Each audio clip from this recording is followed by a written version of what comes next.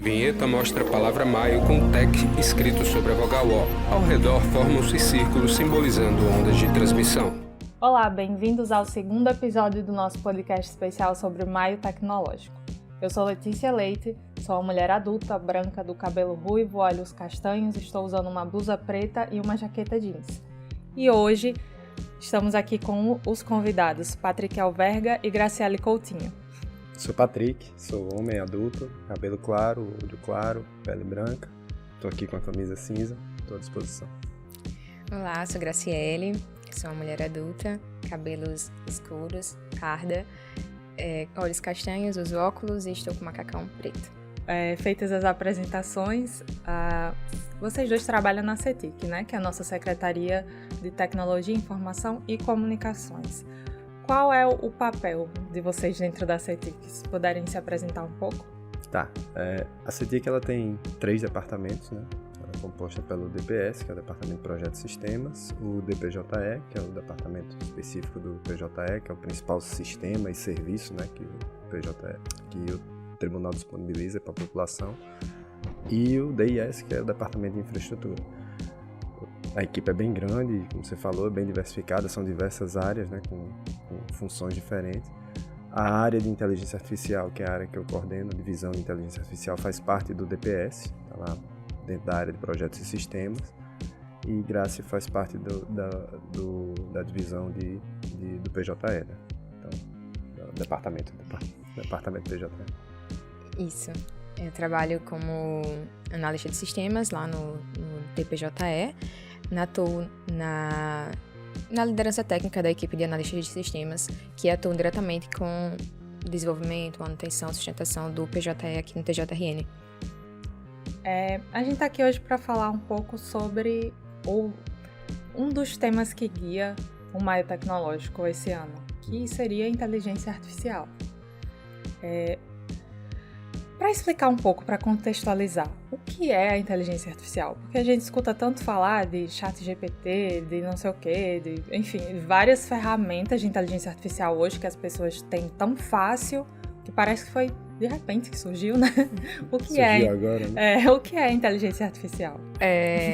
Não surgiu agora, né? Mas realmente teve essa expansão, talvez, do conhecimento das pessoas há poucos anos, assim, da importância ou da existência, talvez, para algumas pessoas, para algumas áreas, mas ela é uma sub-área da ciência da computação, né, que ela se propõe a prover sistemas que possuam uma capacidade de realizar tarefas com alguma habilidade de inteligência humana. Então, são técnicas que são treinadas a partir de dados, de preferência muitos dados, e elas vão aprender padrões e ter essa capacidade de classificar, de realizar uma predição.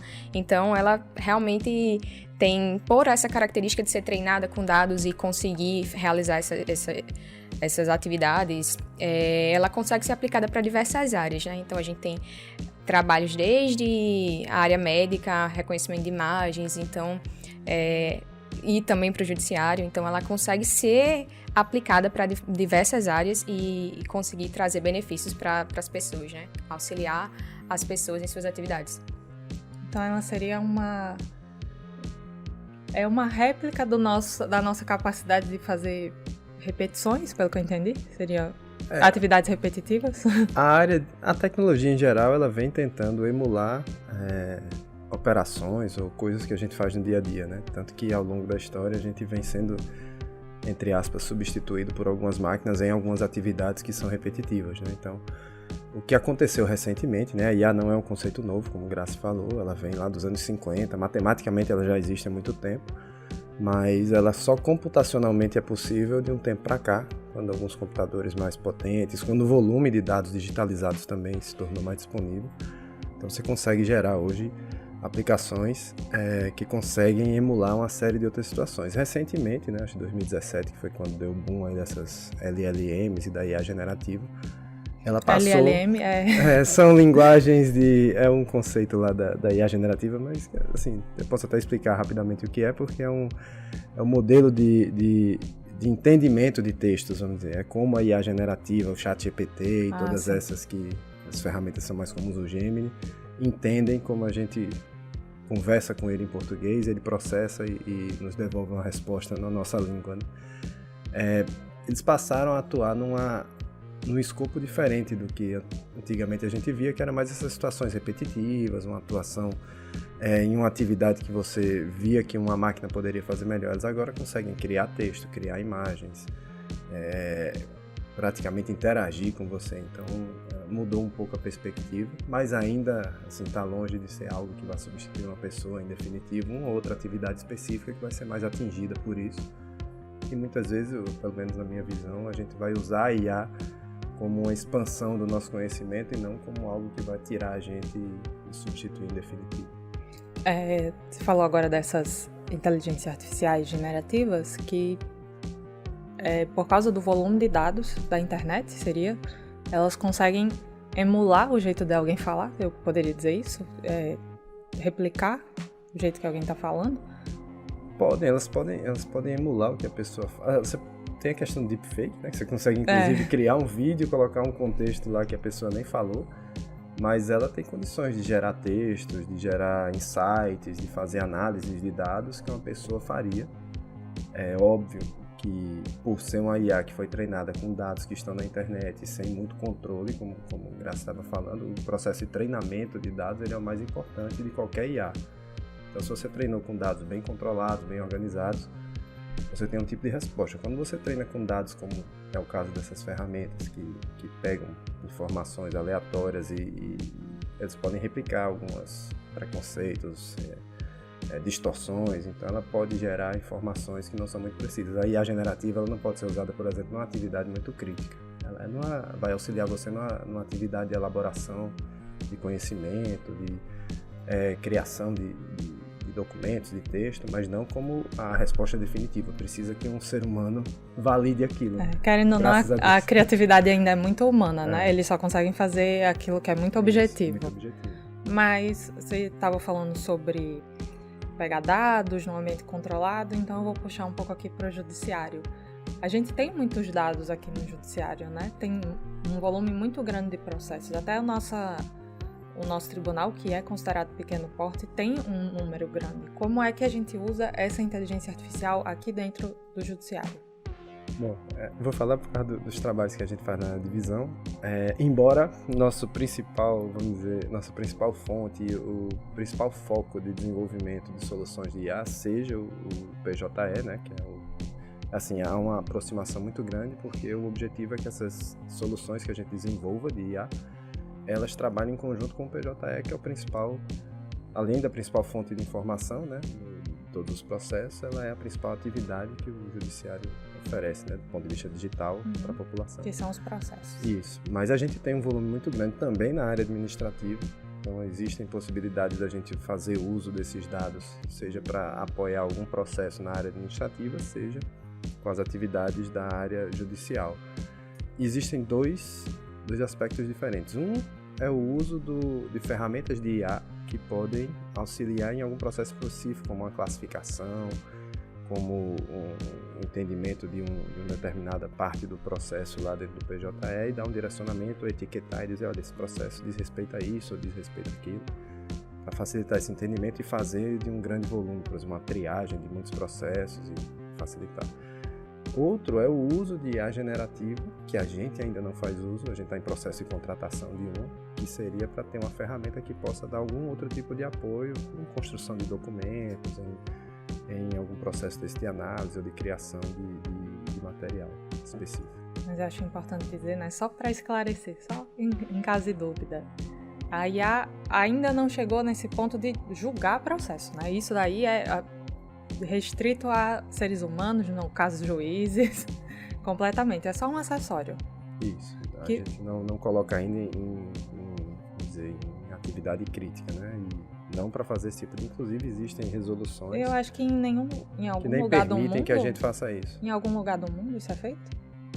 Não, a gente viu casos em que... Eu pelo menos, tenho conhecimento de casos de uso na área da advocacia para criar as petições e colocar, mas não vi o julgamento sendo feito por um robô. Talvez ele proponha uma minuta, isso aí tem caso de propor uma minuta de sentença, mas o juiz é quem vai validar e vai dar a palavra final sobre isso. com relação ainda a essa questão da minuta, né? Ele pode auxiliar não na geração especificamente de uma minuta necessariamente, mas na categorização, por exemplo, dos movimentos, a partir da extração do que foi colocado na minuta. Então, tem tribunais já utilizando ferramentas de forma experimental nesse sentido, de a partir da extração daquele texto, ele conseguir sugerir categorias de movimentos. Então, ele já vai ajudar o magistrado na seleção do movimento e também trazer já um movimento mais específico ali, para não ser adicionado um movimento que talvez não seja o mais adequado. Então, ela já pode auxiliar nesse processo, não na minuta em si, mas na categorização de um movimento para ser utilizado na minuta, por exemplo. Existe também um ponto em que ele pode auxiliar muito, como eu estava falando, com relação à jurisprudência. Então, se você tiver a sua jurisprudência treinada nessa IA, numa instância fechada da IA, porque houve até um caso, acho que saiu na mídia, né, se me lembro se foi o Tribunal do Paraná, que houve uma citação de uma jurisprudência que a IA generativa criou, na verdade, ela não... Tem um nome específico para isso, quando ela... É alucinação, não é? Alucinou, realmente ela alucinou, ela criou uma citação, e acho que não houve uma revisão e tal, e esse processo andou, e aí depois verificaram que aquela citação que ela fez não existia. Mas isso foi porque provavelmente foi usada a ferramenta, digamos, aberta. Você pode usar a IA aberta ou usar ela fechada num contexto. O que Sim. O Judiciário e até o ministro Barroso solicitou há uns meses atrás é que algumas dessas Big Techs apresentam uma solução dessa para ser usada nesse âmbito interno, no contexto do Judiciário, para que ele justamente não saia. E até por questões de privacidade, de lei, de LGPD e de próprias restrições que existem com relação a dados de processos judiciais estarem em ambiente aberto, né? Então, há a possibilidade de você criar uma instância dessa, treinar com decisões já daquele tribunal, e aí você, lá dentro, ela sugerir alguma coisa, né? Além de sugerir as movimentações, como eu estava falando, ela também sugerir algum conteúdo como uma base para que o juiz tome a sua decisão. Ele é só mais um assessor dando um apoio à atividade dele. Pelo que eu entendo, então, é mais para... É como você falou, assessor, né? É que eu tava pensando em acessório, mas assessor também nesse sentido, porque ele tem uma... É como se ele fosse mais ativo que um acessório, né? Ele tá ali para trazer mais celeridade para os julgamentos no geral. Hoje, objetivamente, o que é que a gente faz aqui dentro do tribunal que tem inteligência artificial envolvida? A gente hoje, aqui no TJRM, a gente teve um projeto, né, que foi até premiado ano passado, foi o GPS MED, que usa uma pequena parte de inteligência artificial, na verdade, que é a parte de identificação de algumas informações específicas. No caso lá do GPS MED, era um projeto que buscava informações sobre medicamentos, doenças, e a gente mostrava essa informação georreferenciada, extraindo de dentro dos processos e não do banco de dados. Então, uma ferramenta que usou ali um pouco de técnica de OCR, que a gente chama, né, que é de identificação de caracteres dos textos, da petição, da sentença, e transformava aquilo em informação. Então, a gente tem, baseado nessa ferramenta, a gente está aplicando a outras áreas. Então, a gente tem um projeto na área de violência doméstica, a gente tem um outro que a gente tem auxiliado também o Centro de Inteligência aqui com algumas demandas específicas de litigância predatória, e a gente está desenvolvendo um que vai usar uma técnica de aprendizado de máquina. Graças pode até explicar um pouco sobre essas técnicas, que ele vai fazer classificação de processos lá para a turma recursal, que ele vai identificar aqueles processos, quais são os que são de uma mesma classe ou de um mesmo, que poderiam receber uma mesma etiqueta, para que fossem tratados em conjunto, para você não ter que analisar um a um 3.000, 4.000 processos. Então esses são os principais projetos hoje em andamento. Sim, quanto à aprendizado de máquina, né, a gente tem essa característica de fazer a máquina aprender através de um treinamento, né, como eu já tinha mencionado anteriormente. E dentro desse aprendizado de máquina, nós temos algumas técnicas que a gente também teve expansão ultimamente, que é a chamada Deep Learning, a aprendizagem profunda, né?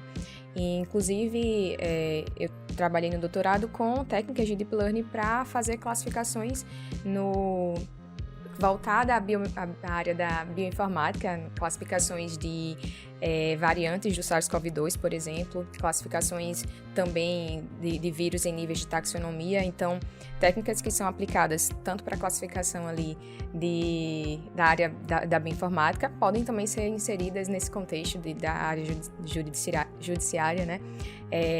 Vendo que a técnica ela é treinada com os dados que são lhe apresentados. Então, uma mesma técnica ela pode se adequar a diferentes áreas, né? Então, o aprendizado de máquina ele se propõe a realizar, através desse treinamento, fazer com que a máquina ela aprenda um determinado padrão e consiga generalizar, né? Então, ela consegue generalizar, ela consegue trazer essa característica de após esses dados serem apresentados, ela conseguir dentre aquelas classes que foram apresentadas, né, trazer essa inferência, esse resultado, né?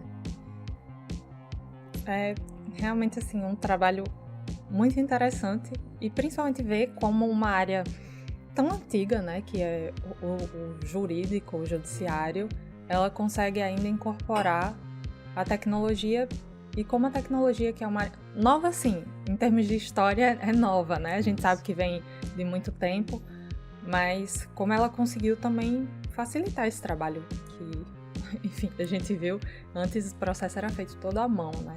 Quando a máquina de escrever é uma tecnologia. E como a gente veio longe, né, até agora. Muito obrigada pela presença de vocês para explicar um pouco, porque eu acho que ainda existe muito esse medo de inteligência artificial ser o grande vilão da humanidade, e existe ainda muito o que, claro, como tudo, ainda existe muito o que evoluir, mas que já vem ajudando a gente, né? Existe um receio natural, as pessoas têm, eu costumo dizer até quando estou falando sobre esse tema, é aquele famoso medo do exterminador do futuro, né? De ele entrar pela porta e tudo, mas a IA ela está numa fase ainda, eu diria que até embrionária, porque ainda tem muita coisa para evoluir tecnologicamente, ainda é limitada, inclusive, o processamento. Para você ter modelos mais avançados, você precisaria ter uma capacidade, inclusive, de geração de energia que hoje não está tão disponível. Mas ela já consegue, vamos dizer, afetar muitos trabalhos e muita coisa da forma que a gente conhecia. Há uma tendência de que ela cada vez mais avance em atividades que a gente faça, mas isso vai fazendo também com que a gente se reorganize, né? Historicamente, a tecnologia ela vem avançando em cima dessas atividades e a gente vai se reorganizando. Na minha visão, a IA é mais uma ferramenta que vai ajudar a gente a usar mais do nosso potencial. Ela não é substituir o que a gente faz, mas ela vem potencializar, na verdade, o que a gente pode fazer no dia a dia, na nossa vida pessoal, seja no trabalho, aqui no judiciário, as pessoas em geral. É isso, né? Concordo, né, com tudo que o Patrick ia mencionando aí. E realmente eu acho que como outros avanços tecnológicos também nos fizeram se reinventar ou evoluir e se adaptando, com a IA não vai ser diferente, né? A gente vai utilizando dela, dos benefícios que ela nos traz, né? E também evoluindo, aprendendo a usá-la, aprendendo a aproveitar dela, né, para também ir avançando junto, né? Eu acho que não precisa a gente precisa desmistificar um pouco, né, para não gerar esse receio de ela vir realmente tomar o lugar do ser humano, mas sim aproveitá-la como um aliado, né, como um auxiliar ali para as atividades do ser humano. Obrigada. Obrigado. E obrigada. Até o próximo episódio. Vinheta mostra a palavra maio com text escrito sobre a vogal O. Ao redor formam-se círculos simbolizando ondas de transmissão.